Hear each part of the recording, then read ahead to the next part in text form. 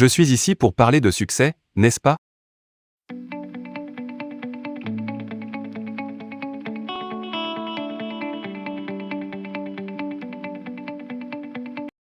La première règle du succès est d'avoir une vision.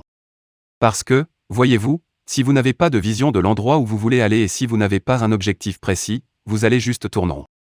Il n'y arrivera jamais. C'est comme vous pouvez avoir le meilleur navire au monde, vous pouvez avoir le meilleur avion du monde. Si le pilote ou le capitaine ne sait pas où aller, il va juste se perdre. Il finira au mauvais endroit. Donc j'ai été très chanceux d'avoir trouvé ma vision. Je veux dire que vous savez que je suis né en 1947 en Autriche après la Seconde Guerre mondiale, et je savais que je ne voulais pas rester en Autriche toute ma vie. J'étais impatient d'en sortir. Je ne pouvais pas me voir moi aussi devenir un agriculteur ou un travailleur en usine, ou quelque chose comme ça, même si bien que mes parents voulaient que je reste et que mon père, qui menait une vie normale, voulait que je devienne un officier de police comme il l'était. Ma mère voulait que je reste au pays pour épouser une fille au nom de Heidi. Avec l'espoir d'avoir plein d'enfants, comme la famille Von Trapp dans The Sound of Music, vous savez. Mais c'était leur vision, pas la mienne. Ma vision était totalement différente. Je sentais que j'étais né pour quelque chose de spécial, pour quelque chose d'unique, pour quelque chose de grand. C'était un sentiment génial. Je sentais que je savais où je voulais aller. Imaginez, la majorité des gens ne savent pas où ils vont alors que lorsque vous avez un objectif, tout devient plus facile. Car rappelez-vous qu'en Amérique, par exemple, lorsque vous étudiez, vous verrez le pourcentage de personnes qui aiment leur travail. 74% des gens détestent leur travail en Amérique. Et ce n'est pas très différent quand on se rend en Europe. La majorité des gens n'aiment pas ce qu'ils font parce qu'ils n'ont jamais eu de but qu'ils auraient pu suivre. Ils vagabondent juste sans but. Et s'il y a une place libre afin qu'ils obtiennent leur travail, ils sautent dessus parce que le monde est de la sorte. Mais quand vous grandissez, c'est une joie. Le travail, ce n'est pas amusant. Donc quand on se dit que seulement un quart des gens aiment vraiment ce qu'ils font dans leur vie, c'est effrayant.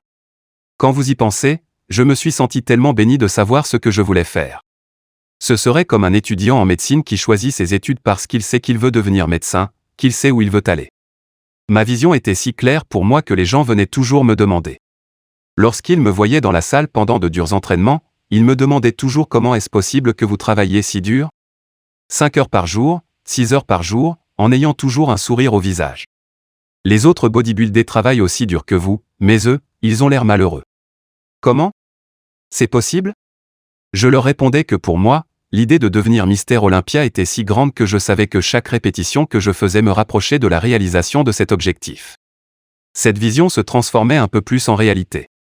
À chaque série que je faisais, à chaque répétition, chaque poids que je soulevais me faisait faire un pas de plus vers la réalisation de cet objectif.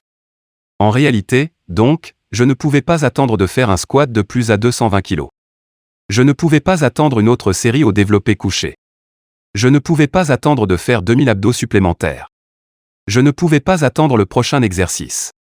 La prochaine demi-heure de pause et tout le genre de choses que vous devez faire pour devenir un champion à l'âge de 20 ans, à l'âge de 20 ans. Je suis allé à Londres et j'ai gagné le concours de Mister Universe en tant que plus jeune Mister Universe de tous les temps. Et si c'est arrivé, c'est parce que j'avais un objectif. Alors laissez-moi vous dire quelque chose en visualisant votre objectif. Les choses deviennent amusantes. Vous devez avoir un but. Peu importe ce que vous faites dans la vie, vous devez avoir un but. C'est la règle numéro 1, avoir une vision. La règle numéro 2 est de ne pas écouter les haineux. N'écoutez pas les défaitistes. Donc tout ce que j'ai entrepris, il y avait toujours des gens pour dire c'est impossible. Tu n'y arriveras jamais. Alors, à chaque fois que quelqu'un disait que ce n'était pas faisable, moi j'entendais c'est faisable. Quand il me disait non, j'entendais oui. Et quand quelqu'un me disait c'est impossible, moi j'entendais c'est possible. Je crois durement ce que Nelson Mandela a dit. Le tout est toujours impossible jusqu'à ce que quelqu'un le fasse. Donc je veux être cette personne qui le fait. Je veux leur montrer qu'ils ont tort. Peut-être que ça n'a jamais été fait avant. Très bien. C'est parfaitement pour ça que je vais le faire et je n'écoutais jamais ceux qui s'y opposent. Je pense que la troisième règle dont je vais vous faire part est la plus importante. Bouge-toi le cul. Il n'y a pas de secret. Il n'y a pas de magie là-bas. Vous ne pouvez pas tricher, vous devez travailler, travailler et travailler. Ça me rend complètement fou. Quand les gens disent qu'ils n'ont pas assez de temps pour aller à la salle 45 minutes par jour. Ou faire quelque chose pendant 45 minutes à 1 heure par jour pour s'améliorer physiquement, mentalement. Vous pouvez imaginer. Lire 1 heure par jour. Combien de livres aurez-vous fini après 365 heures? En un an. Imaginez que vous lisez des études sur l'histoire des musiciens et compositeurs. Tout ce que vous saurez à la fin. Imaginez si vous travaillez sur votre entreprise et quelques affaires que vous voulez développer. Chaque jour pendant 1 heure. Imaginez à quel point vous pourriez en tirer des résultats. Et ils me rendent fou parce que nous avons. Vous savez, quand les gens disent qu'ils n'ont pas le temps, nous avons tout 24 heures par jour. Nous dormons 6 heures. Donc il nous en reste 18, mais je vois déjà arriver la personne qui vient pour me dire mais moi, il me faut 8 heures, dors plus vite. Donc nous avons 18 heures par jour. La personne moyenne travaille environ 8 à 10 heures. Supposons qu'elle travaille 10 heures. Il lui reste donc 8 heures. Vous êtes sur le trafic, disons 1 heure par jour, peut-être 2 heures par jour. Après ça, vous avez encore 6 heures de temps libre. Que faites-vous avec ces 6 heures? Qu'est-ce que vous en faites? Alors oui, nous devons manger. Peut-être que vous parlez un peu avec les gens et tout ça, mais est-ce que vous vous rendez compte du temps qu'il vous reste si vous organisez vos journées de sorte à ce que vous travaillez dur? Je veux dire, laissez-moi vous parler de quelque chose quand je suis allé en Amérique. J'allais à l'université, je m'entraînais 5 heures par jour et j'avais un poste dans la maçonnerie. Parce qu'à cette époque, il n'y avait pas beaucoup d'argent dans le bodybuilding et je n'avais pas l'argent pour des compléments alimentaires ou quoi que ce soit. C'est pour ça que je devais travailler en tant que maçon. J'allais à l'université, je m'entraînais 5 heures par jour et le soir, de 20h à 0h, je prenais des cours de théâtre 4 fois par semaine. Je faisais toutes ces choses. Je ne laissais pas une seule minute se dépenser mal à propos. Je suis devenu très ami avec Mohamed Ali dans les années 70. Mohamed Ali, c'est vraiment bouger le cul. J'ai pu le voir de mes propres yeux à l'entraînement. À un moment, un coureur sportif était présent lui aussi dans la salle.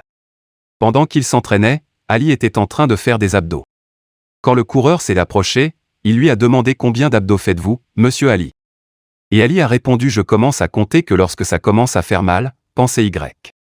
Il commence à compter que lorsqu'il commence à ressentir la douleur. C'est ça travailler dur et donc vous ne pouvez pas faire autrement que bosser. Et je crois en ce que Ted Turner a dit, il a dit coucher tôt lever tôt, travaille comme un malade et fait de la pub. You get it. Vous gagnerez en travaillant comme un malade. Travaillez comme des malades. Donc bougez-vous le cul et laissez le monde s'en apercevoir par lui-même. Qu'il s'agisse de gérer votre business si vous préparez un film, si vous faites un sport. Bougez-vous le cul et la pub viendra d'elle-même. Je déteste les plans B. Et je vais vous dire pourquoi. Parce que nous avons tellement de sceptiques. Comme je le dis plus tôt, ils mangent le pas de vente. Nous avons tant de ces personnes qui disent non, qui disent que vous ne pouvez pas le faire, qui disent c'est impossible et c'est ok parce que nous venons d'éteindre le plan B. Comme je l'ai dit tout à l'heure, quand on me disait non, j'entendais oui. Quand on me disait tu ne peux pas y arriver, j'entendais, tu peux y arriver parce que je devais rendre ça possible. Vous voulez faire quelque chose? Faites-le parmi toutes les personnes négatives autour de vous. Mais quand vous commencez à douter de vous-même, ça devient très dangereux. Parce que maintenant ce que vous dites essentiellement, c'est que si mon plan ne fonctionne pas, j'ai toujours un plan de secours, un plan B. Cela veut dire que vous commencez déjà à penser au plan B? Et chaque pensée que vous accordez au plan B vous enlèvera maintenant cette pensée et cette énergie que vous accordez au premier plan. Et il est très important de comprendre que nous fonctionnons mieux s'il n'y a pas d'issue de secours. Parce que le plan B devient une issue de secours. Il est dit que si j'échoue ou que je tombe, au moins je suis en sécurité avec ce plan B.